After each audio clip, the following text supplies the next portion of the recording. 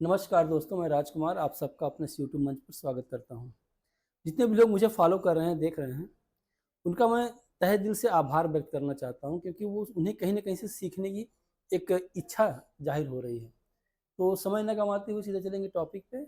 नए हैं चैनल पे तो लाइक, शेयर, सब्सक्राइब कर लीजिएगा। डीमैट अकाउंट ना हो, मैं पहले बता दे रहा हूँ। जो बाद में लोग बताते हैं, मैं पहले बता दे रहा हूँ कि डीमैट अकाउंट ना हो, मेरे लिंक से खुलवाना चाहते हो तो फ्री में डिस्क्रिप्शन बॉक्स में मैंने लिंक प्रोवाइड किया हुआ है। आप स्टॉक का चाहें तो वहाँ से खुलवा के मुझसे आप जुड़ सकते हैं। रही बात अब स्टॉक मार्केट की, तो शुरुआत कर लेते हैं, देख लेते हैं। सबसे पहले हम बात करेंगे बैंक निफ्टी की। बैंक निफ्टी मैंने कब कहा था? मेरा वीडियो 3 दिन पहले का है, मैंने आप देख लीजिएगा। जब यहाँ पे मार्केट थी तो मैं 51,280 के आसपास क्लोजिंग थी।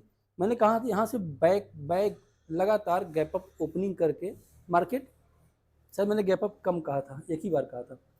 और ओपनिंग करके मैंने ये भी बताया था कि मैंने अपना सी होल्ड किया हुआ है और इसे 53,500 सेकेंड टारगेट तक जाना है। तो फाइनली हम लोग कहाँ पहुँच चुके हैं, एक बार चेक कर लेते हैं। फाइनली हम लोग पहुँच चुके हैं 53,160-65 के आसपास तक। और ऐसा मेरा मानना है कि कल के दिन, कल निफ्टी की एक्सपायरी है, एक्सपायरी के दिन भी मार्केट को गैप अप होना चाहिए। जो मैंने गैप अप और गैप डाउन की स्ट्रेटजी सीखा हुआ है, जिस तरीके से मैंने अपना एब्जर्व किया है, सालों की मेहनत लगाई है, मैं उस आधार पे कह रहा हूँ कि कल भी गैप अप होना चाहिए। मेरी पोजीशन अब भी सी में होल्ड है बैंक निफ्टी में। मैं निफ्टी को बहुत कम वॉच करता हूँ, बैंक निफ्टी ज़्यादा इसमें मुझे अच्छा लग रहा है।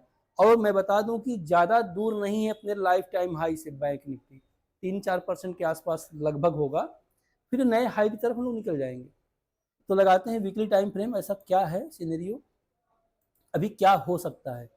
तो ये हमारा एक ट्रेंड लाइन बन के निकल के आता है, जिसका आज बैंक निफ्टी ने ब्रेकआउट कर दिया है।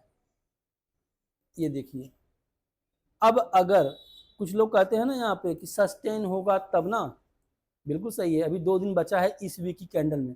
अगर ये कैंडल इस प्रकार से खड़ी रह गई ऐसे, तो मुझे लगता है कि इस बार हम लोग नए हाई की तरफ निकल जाएंगे। अगर यहाँ पे बिग बना के नीचे सिकुड़ गई तो यहाँ पे साइडवेज मार्केट हो सकती है, और ये जो गैप वीकली वाला छूटा हुआ है, इस गैप को भी फील करने आ सकती है। ये दोनों सिनेरियो है। अब इसमें कहाँ से न्यूज आ जाए, ट्रम्प भाई साहब का कुछ आ जाए, ट्रम्प चाचा का कुछ आ जाए, या किसी का कुछ आ जाए, तो मुझे इसका फर्क नहीं है, क्योंकि सारा सिस्टम कैंडल बताता है कि अब क्या करना है क्या नहीं करना है। अब मैं कह रहा हूँ, मुझे लगता है कि कल के दिन मार्केट फिर से गैप अप ओपनिंग करनी चाहिए। अब मैं कौन कौन सा क्राइटेरिया फॉलो करता हूँ गैप अप गैप डाउन, इसको सीखना है तो 15 तारीख से बैच शुरू हो गई। इस बार बैच जो शुरू हुई है ना, अलग तरीके की है। 3-3 लोगों का कंबाइंड क्लास बनाया गया है, अलग अलग टाइमिंग पे। 40-45 मिनट की क्लास चलेगी, 3-3 लोगों की क्लास होगी। 3 लोग जो भी सीखना चाहते हैं, इस तरीके से कंबाइंड किया गया है कि एक बार इनको क्या सिखाया जाए, एक बार इनको क्या सिखाया जाए, फिर इनको लाइव में कैसे बैठा के दिखाया जाए कि चार्ट चल रहा है जो आप सीखे हैं, क्या उसको आप एनालाइज करके देख सकते हैं। खरीदना नहीं है, सिर्फ देखना है, ऑब्जर्व करना है, सीखना है।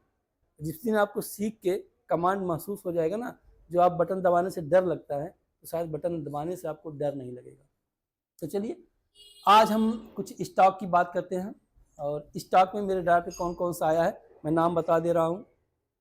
मैं किसी को खरीदने बेचने की राय नहीं दे रहा हूँ। जिसमें अच्छा कैंडल स्टिक पैटर्न बना हुआ है, जो कि जा सकता है कहाँ तक, वो मैं दर्शा देता हूँ इस समय जो सीनरी बन रहा है। तो सबसे पहले मेरा एनटीपीसी 390 के टारगेट के लिए तैयार है। जितना नीचे मिल सकता है हम लोग पेपर ट्रेडिंग के लिहाज से ऐड कर जाएंगे।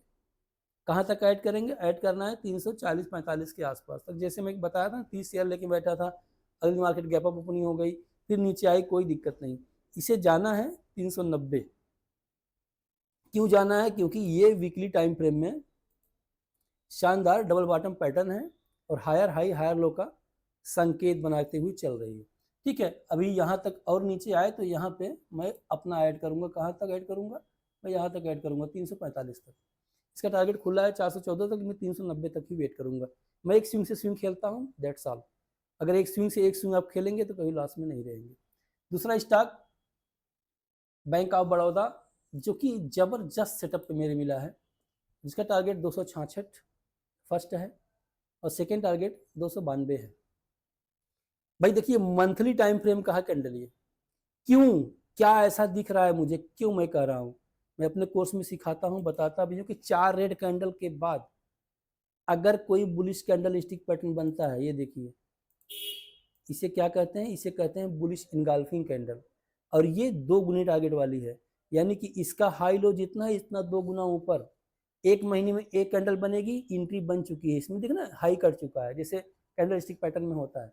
तो यहाँ से 2 गुना ये जा सकता है कि 1 महीने में एक कैंडल बनेगी, 2 महीने 3 महीने भी लग सकता है, या सेम मंथ में भी आ सकता है टारगेट। स्टॉक मार्केट है, इसमें कुछ भी 100% नहीं है, तो एक अपना एनालिसिस चलता है।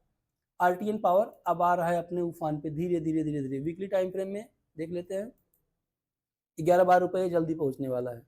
और कुछ मेरे पुराने दोस्त जिनका आईआरबी में इन्वेस्टमेंट है, मुझसे कमेंट कर रहे थे, मुझसे व्हाट्सएप पे पूछ रहे थे सर बता दीजिए कि आईआरबी के हम लोग क्या करें।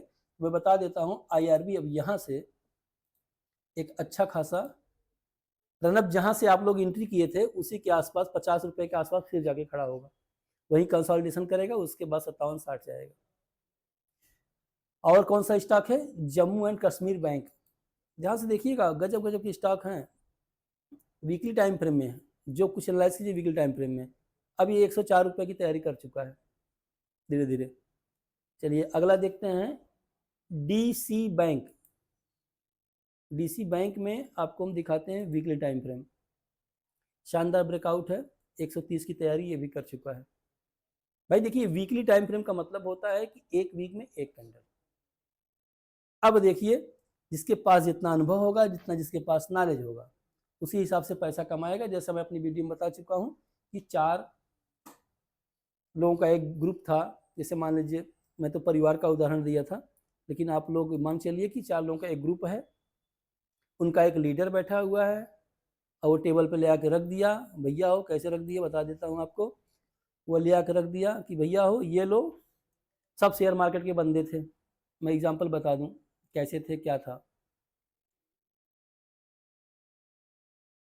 वैसे मैं एग्जांपल काफ़ी दिन हो गया दिए, अब देना भी चाहिए। ये एक झुग्गी झोपड़ी हो गई, आप लोग देख पा रहे हैं, एक प्रकार से मकान पकड़ लीजिए ऐसे।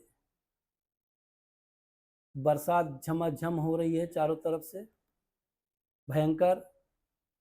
4 दोस्त अपने गुरु से मिलने आए थे, चारों यहाँ पे बैठे हुए हैं।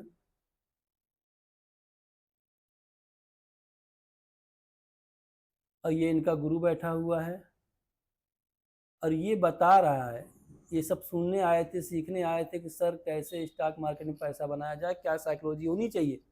तो ये बता रहा है कि भैया एक टेबल पर रख दिया ऐसे, क्या रखा, एक चम्मच रख दिया, एक गिलास रख दिया, और एक कटोरी रख दिया, एक बाल्टी रख दिया।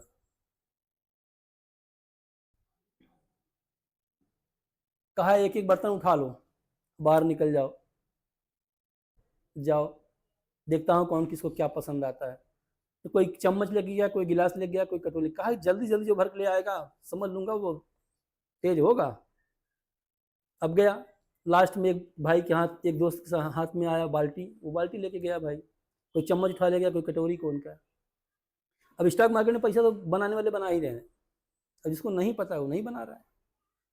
सबसे पहले चम्मच वाले लेके आया, सर जी गुरु जी देखिए मैंने लेके आ गया, मेरा भर गया, क्या चलो ठीक है रख दो। फिर कटोरी वाला लेके आया, कहा भैया सर जी हमारा भी भर गया, क्या रख दो। फिर गिलास वाला लेके आया, सर जी मेरा भी अंत में गिलास वाला, तीसरे नंबर पर गिलास वाला लेके आया क्योंकि उसका बड़ा था।